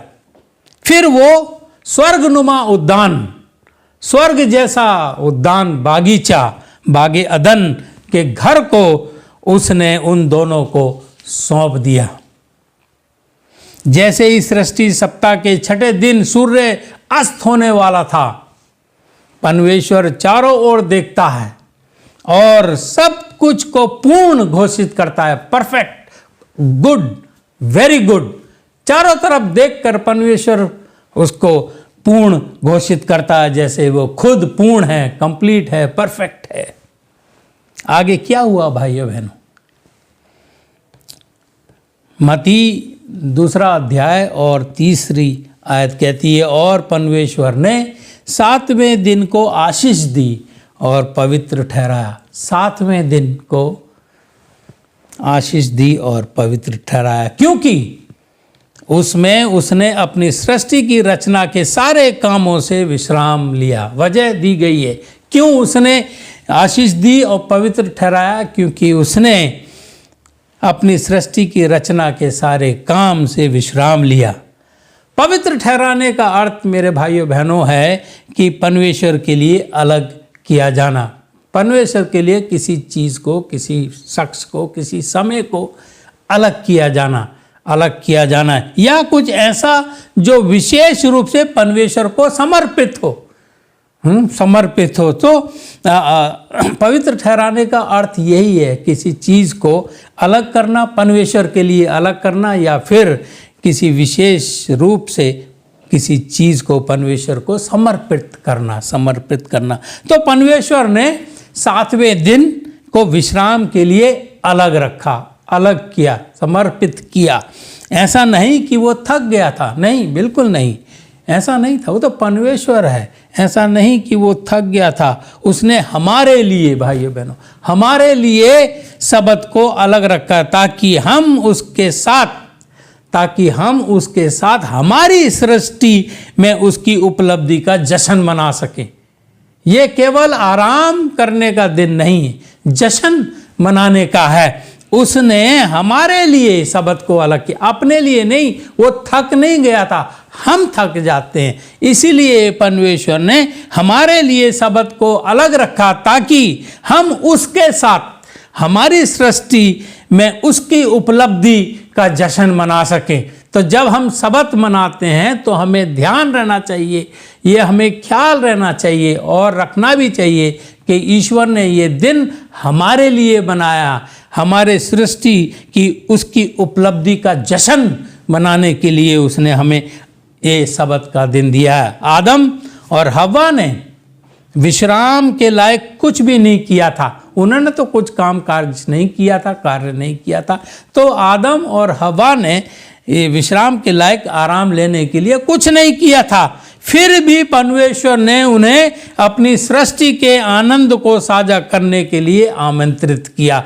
जिस प्रकार से परमेश्वर ने आदम और हव्वा को अपनी सृष्टि के आनंद में साझा होने के लिए आमंत्रित किया, आज भी वो आपको और मुझे अपनी सृष्टि के आनंद में जो उसने बनाया, हालांकि गुनाह के कारण ये सृष्टि विकृत हो गई है, परंतु आज भी बहुत सी खूबसूरती है। परमेश्वर वही है और हमसे वो प्रेम करता है। तो आज भी वो आपको और मुझे इस सातवें दिन, शनिवार के दिन, अपनी सृष्टि के आनंद में साझा होने के लिए आमंत्रित करता है। तो भाइयों बहनों, वफादारी की परीक्षा सबत को मानने से जाहिर होती है, साबित होती है। सबत का मसीहों के लिए एक विशेष अर्थ है, खास तौर से सेवेंथ डे एडवेंटिस्ट जो सबत को मानते हैं, क्योंकि अन्य धर्मों के विपरीत सबत का विश्राम हमारी ओर से, ध्यान से सुनिए, सबत का विश्राम हमारी ओर से मसीह के समाप्त कार्य का प्रतीक है। हमारे लिए मसीह का कार्य समाप्त जो किया उसने, उसका प्रतीक है। सबत हमारे लिए एक खास मायने रखता है। सबत का विश्राम हमारी ओर से, अपनी ओर से या अपने लिए नहीं, हमारी ओर से मसीह के समाप्त कार्य का प्रतीक है। मसीह ने सृष्टि समाप्त की, हमें बनाया, उसका वो प्रतीक है। तो जब हम सबत को मनाते हैं तो हम उस सृष्टिकर्ता को याद करते हैं जिसने हमें बनाने के लिए, हमारे लिए कार्य समाप्त किया। हमें आत्म सुधार और आत्म उन्नति के लिए, सेल्फ इम्प्रूवमेंट और सेल्फ बेटरमेंट के लिए खुद पर ध्यान केंद्रित करने की आवश्यकता नहीं है, क्योंकि प्रभु यीशु ने हमारे लिए वो सब कुछ कर दिया। बल्कि यीशु ने हमारे लिए जो किया है हम उस पर भरोसा करें। खुद हम इसमें ना लगे रहें कि किस प्रकार से हम अपने आप को सुधार सकें या अपनी उन्नति कर सकें, परंतु यीशु ने हमारे लिए जो किया है हम उस पर विश्वास रखें, उस पर भरोसा करें। सबत कलवरी के अर्थ की समझ भी प्रदान करता है। पहले तो सृष्टि और दूसरी कलवरी की समझ। सबत जो है हमें सृष्टि के बारे में बताता है और कलवरी की समझ भी प्रदान करता है। आइए हम उस घातक शुक्रवार की दोपहर को क्रूस के पास चलते हैं। वो दोपहर, वो घातक दोपहर जिस दिन प्रभु यीशु को क्रूस पर चढ़ाया गया था। तो आइए भाइयों बहनों, मेरे साथ अपने अपने ख्यालों में हम उस घातक शुक्रवार की दोपहर को क्रूस के पास चले। बागे अदन में भी हम शुक्रवार के दिन चले थे और अब भी हम क्रूस के पास उस शुक्रवार के दिन चलें। सृष्टि सप्ताह के पहले शुक्रवार के बाद से चीज़ें कैसे बदल गई थी? बहुत कुछ बदल गया था पहले शुक्रवार से और अब शुक्रवार में बहुत फर्क था। खूबसूरत घास की वादियां और पहाड़ों के स्थान पर हमें खोपड़ी का स्थल गुलकुथा की नंगी पहाड़ियां नजर आती हैं। वहां उस पहले शुक्रवार को खूबसूरत वादियां नजर आती थीं, परंतु आज खूबसूरत घास की वादियों और पहाड़ों के स्थान में हमें वो खोपड़ी का स्थान जिसका नाम गुलकुथा है कि नंगी चट्टानें दिखाई देती हैं। स्वर्ग के पक्षियों के मधुर गीतों के बजाय हमें ठट्टा करते हुए, चिल्लाते हुए लोगों की आवाज़ सुनाई देती है जो कहते हैं इसे क्रूस पर चढ़ा दो, क्रूसिफाई हिम, क्रूस पर चढ़ा दो। कितना फर्क उस शुक्रवार की दोपहर में और आज शुक्रवार की दोपहर में। परंतु दोनों शुक्रवार को परमेश्वर ने कोई कार्य हमारे लिए समाप्त किया। पहले उसने सृष्टि समाप्त की और सबत को पवित्र ठहराया और हमारे लिए अलग किया। हाँ, बहुत कुछ बदल गया था, बहुत कुछ बदल गया है, लेकिन इस शुक्रवार दोपहर को एक बात जैसे कि तैसी थी, जस की तस थी।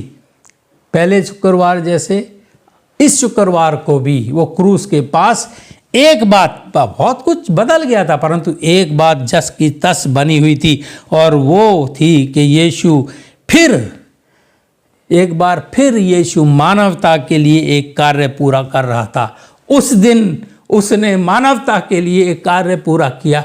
मुझे और आपको अपनी शक्ल पे बनाया, अपनी छवि में बनाया, पवित्र ठहराया और बागे अदन हमें सौंप दिया और आज फिर यीशु इस शुक्रवार की दोपहर को मानवता के लिए एक कार्य पूरा कर रहा है। वो बात जो उस दिन की थी आज वो फिर कर रहा है। अपनी मरती हुई सांस के साथ वो पुकारता है, मरती हुई डाइंग ब्रेथ, मरती हुई सांस के साथ वो पुकारता है, पूरा हुआ, पूरा हुआ। जिस कार्य के लिए वो आया था, जिसे विशेष कार्य के, जिस मिशन के लिए वो आया था, और उसने बड़ी सी आवाज में, मरती हुई सांस की आवाज में उसने कहा पूरा हुआ, पूरा हुआ, विशेष कार्य पूरा हुआ और दुनिया को छुड़ा लिया गया, दुनिया को छुड़ा लिया गया, पाप से छुड़ा लिया गया।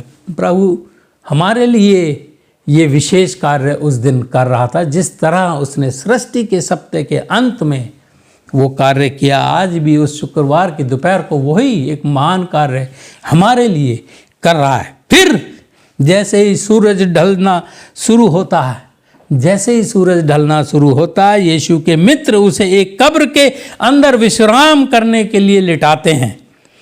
वहाँ वो सबत के घंटों में हमारे उद्धार के लिए, उन सबत के घंटों में जिसे उसने पवित्र ठहराया था, उस घंटों में हमारे लिए, ध्यान रखें, हमारे लिए, अपने लिए नहीं, हमारे लिए उसने समाप्त कार्य के स्मारक के रूप में विश्राम किया है। उसने विश्राम किया, अपने कार्य समाप्त कार्य के स्मारक के रूप में उसने विश्राम किया। सबत के विश्राम के बाद भाइयों बहनों, आप जानते हैं, हम जानते हैं, विश्वास करते हैं, वो जी उठा।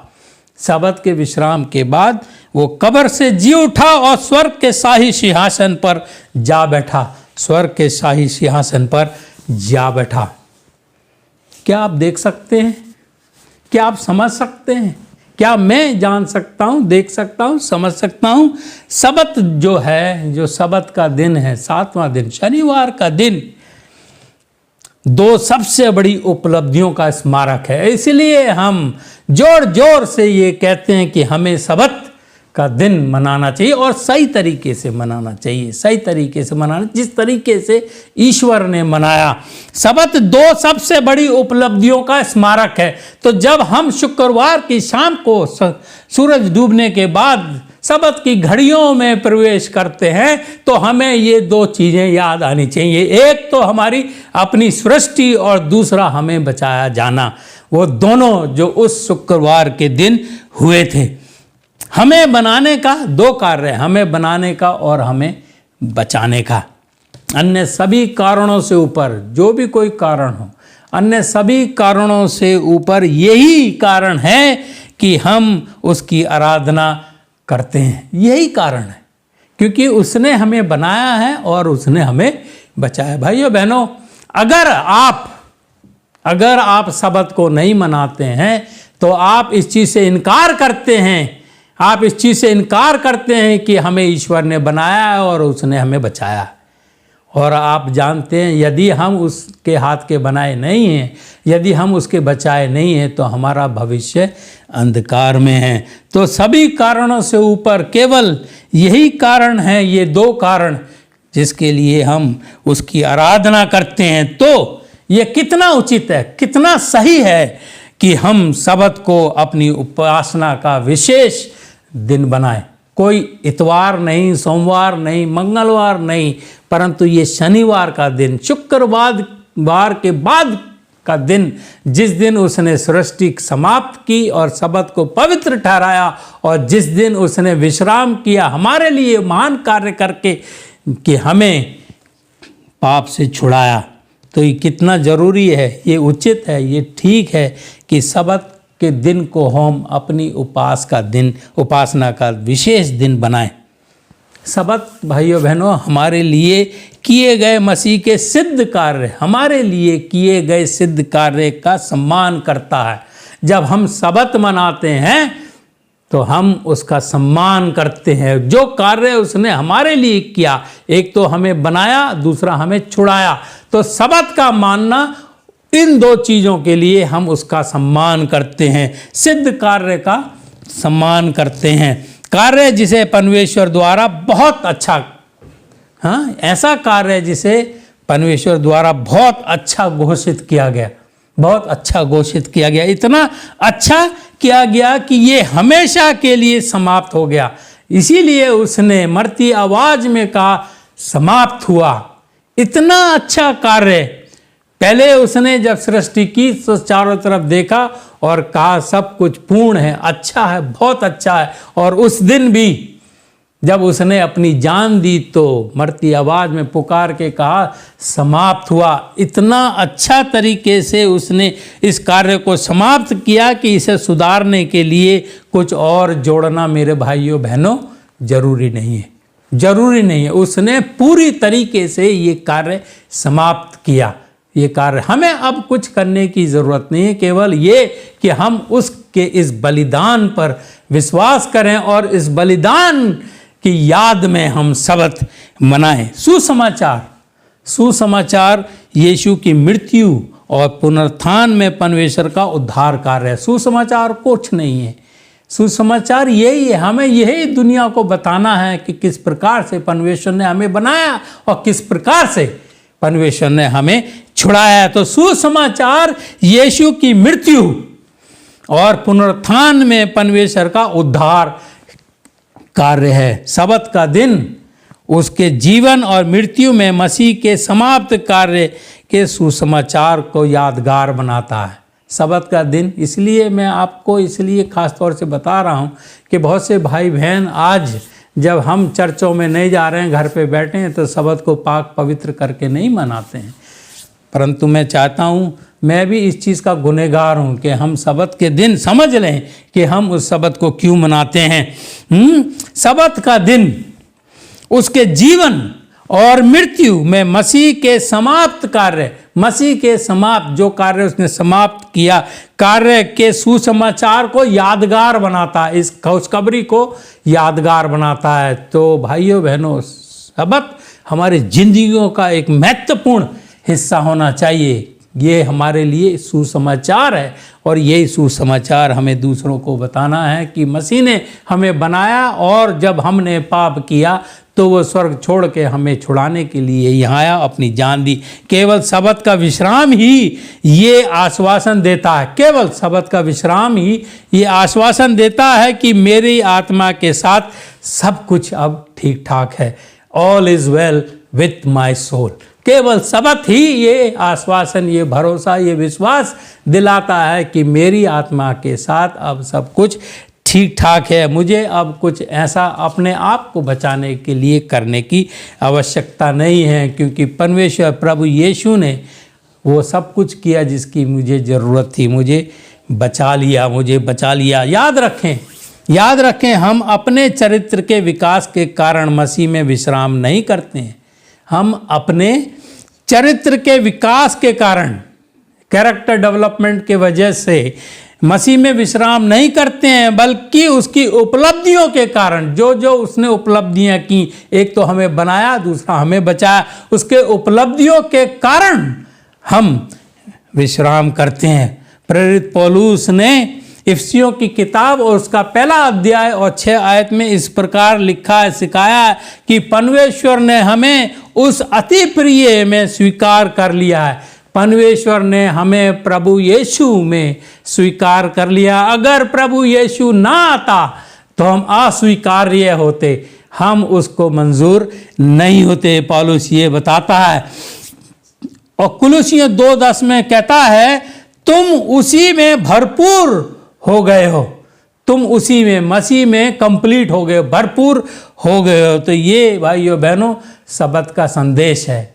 कि हम मसीह में पूर्ण हो गए हैं, भरपूर हो गए हैं और परमेश्वर ने हमें मसीह के द्वारा मसीह में कबूल कर लिया है, स्वीकार कर लिया है। आज अजीज़ों, नास्तिकता और विकासवाद के युग में, इस समय जब नास्तिकता चारों तरफ फैली हुई है, लोग विकासवाद पर, एवोल्यूशन पर विश्वास करते हैं। दुनिया अपने सृष्टिकर्ता और उद्धारकर्ता को भूल गई है।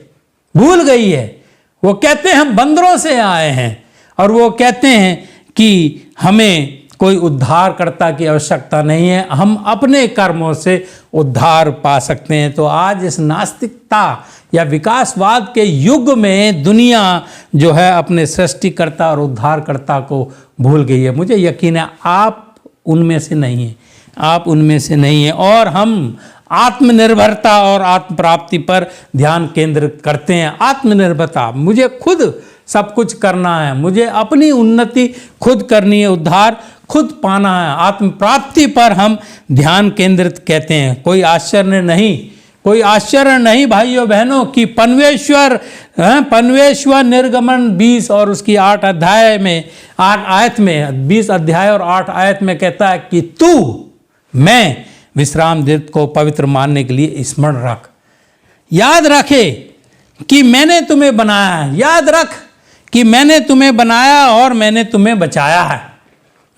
परमेश्वर कहता है सबत का दिन मानने के लिए तू स्मरण रख, याद रख, क्योंकि इस युग में जब नास्तिकता फैली हुई है, हर एक कोई विकासवाद पर विश्वास करता है, वो भूल गए हैं कि किसी ने उन्हें बनाया, कोई उनका सृष्टिकर्ता भी है। वो भूल गए हैं कि कोई उनको बचाने के लिए स्वर्ग छोड़ के आया, कोई उद्धार करता भी है।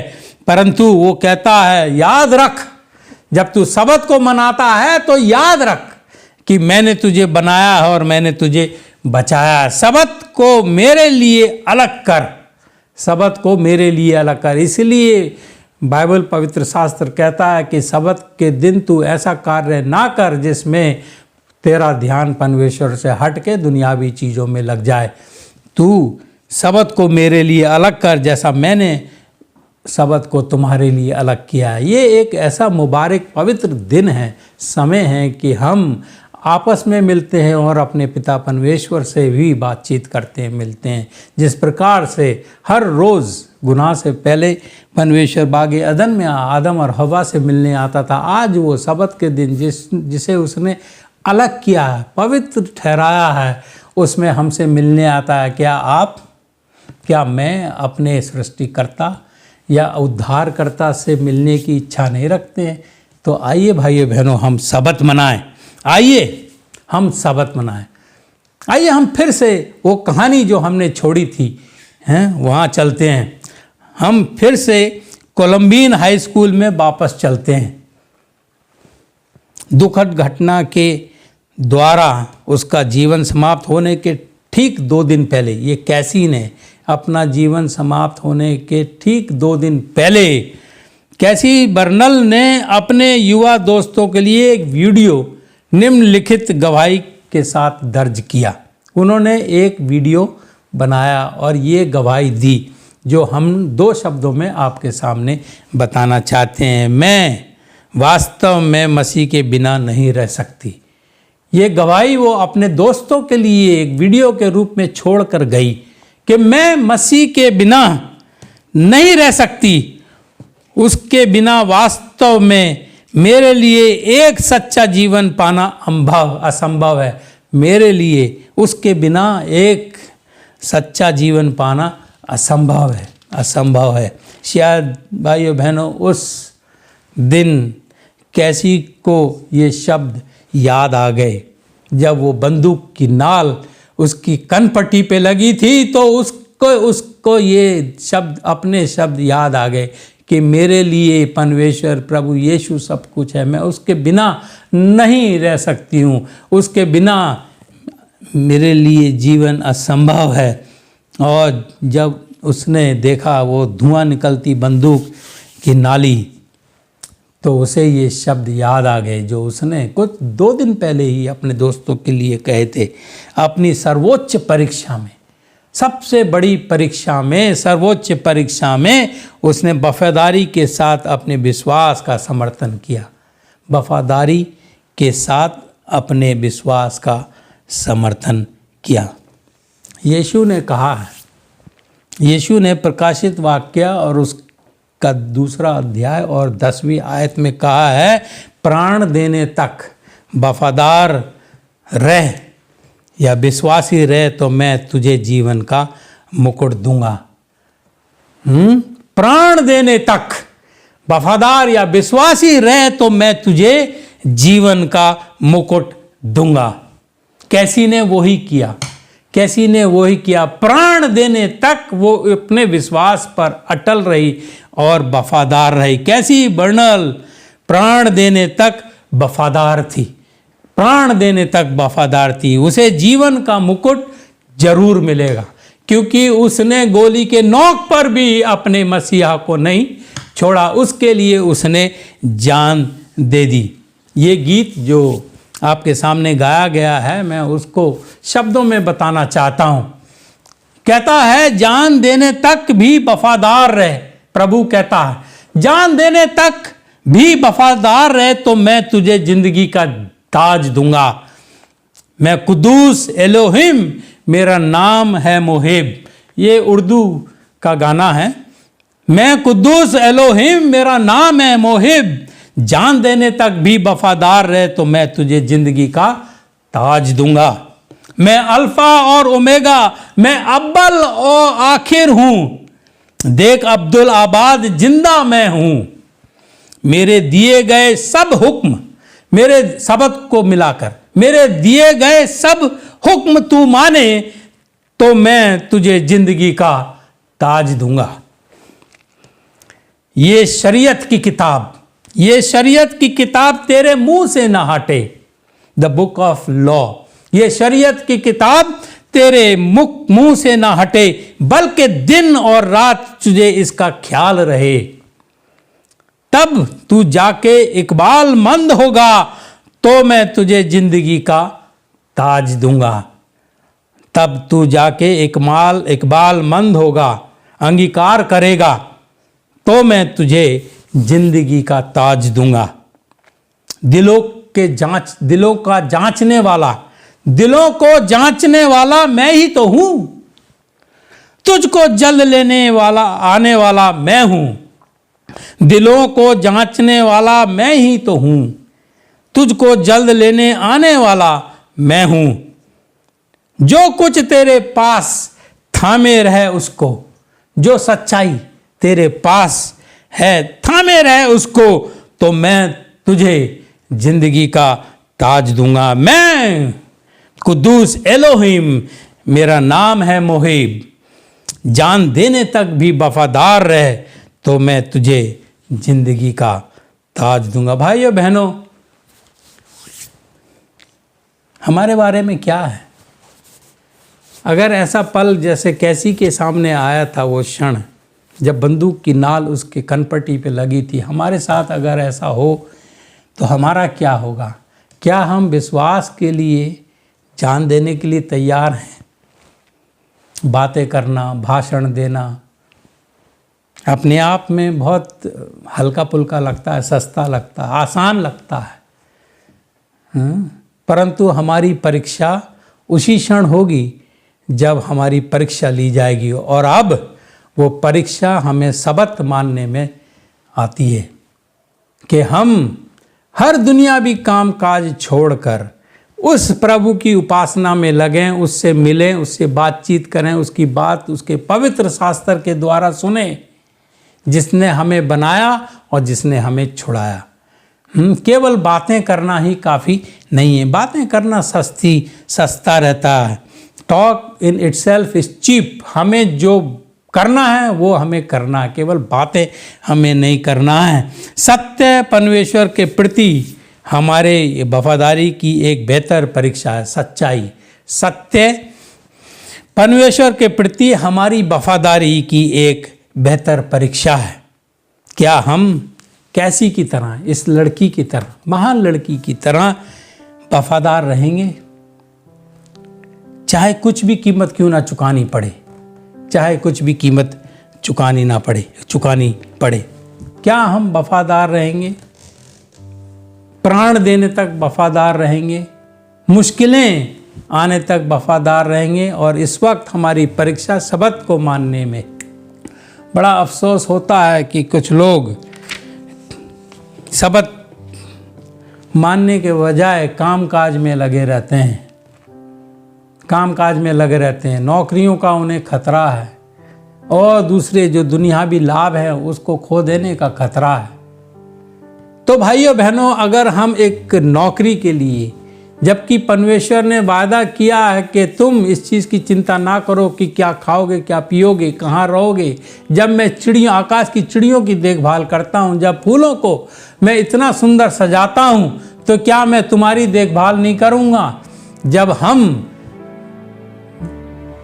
छोटी छोटी चीज़ों के लिए परमेश्वर के लिए वफादार नहीं रहते हैं, शब्द को नहीं मानते हैं, तो जब ऐसा मौका आएगा जब हमें प्राण देना पड़े, तो क्या हम वफादार रह सकेंगे? इसलिए अगर हमें वफादारी का इम्तिहान आता है, परीक्षा आती है, तो अब से हम उसकी प्रैक्टिस करें, इसको इस्तेमाल करें। हर शब्द के दिन जब हम शुक्रवार की शाम को सूरज अस्त होता है, हम प्रभु पर ध्यान लगाएं और पूरे शब्द के दिन उसके जश्न में आनंद मनाएं कि वो हमारा सृष्टि करता है और उद्धार करता है। काश ईश्वर आपको आशीष दे, और जब वो स्वर्ग के बादलों पर लौट कर आए तो हमें वफादार और ईमानदार पाए, और गर्चे अगर ऐसा मौका है कि हमें अपने विश्वास के लिए प्राण भी देना पड़े, तो हम ये याद रखें जो उसने प्रकाशित वाक्य 2:10 में कहा है,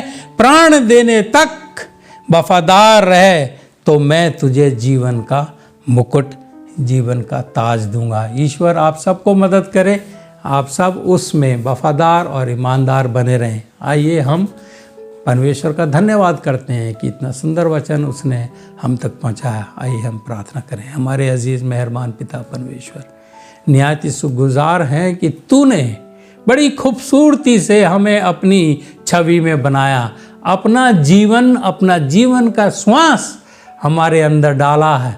हम जानते हैं कि श्वास के द्वारा तू हम में वास करता है, और फिर जब हमने गुनाह किया तू स्वर्ग छोड़कर इस रुए जमी पे आया ताकि तू फिर से हमें बचा सके। तूने ये बड़े कार्य मुकम्मल किए और कहा खत्म हुआ। अब हमें इस उद्धार के लिए कुछ करने की ज़रूरत नहीं है, केवल ये कि हम तेरे हुक्म को माने। तूने जो हमें हुक्म दिए हैं उन पर हम विश्वास करें, माने, और ख़ास तौर से सबत को जो तेरे इन दो कार्य को दिखाता है, एक तो जो तूने हमें बनाया और दूसरा कि तूने जो हमें छुड़ाया। काश हे पिता परमेश्वर हम अंत तक जब तक तू ना आए विश्वास और ईमानदार बने रहें, ताकि जब तू आए तो हमें देखकर तेरा मन तृप्त हो, ताकि तू कहे कि ये हैं वो लोग जिनके लिए मैं यहाँ आया हूँ, और हम तेरे साथ जाने वाले हो सकें।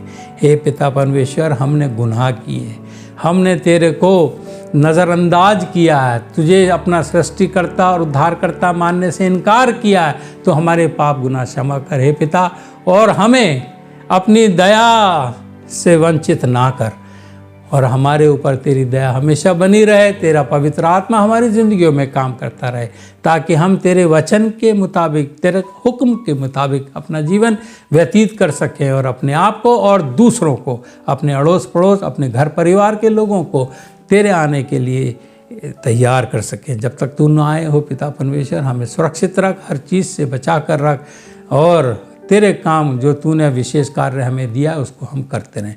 ये सारे गुनाह की माफ़ी और ये दुआ हमने तेरे प्रिय पुत्र और अपने उद्धारकर्ता प्रभु यीशु के नाम से मांगी है, सुनो, ग्रहण कर। आमीन।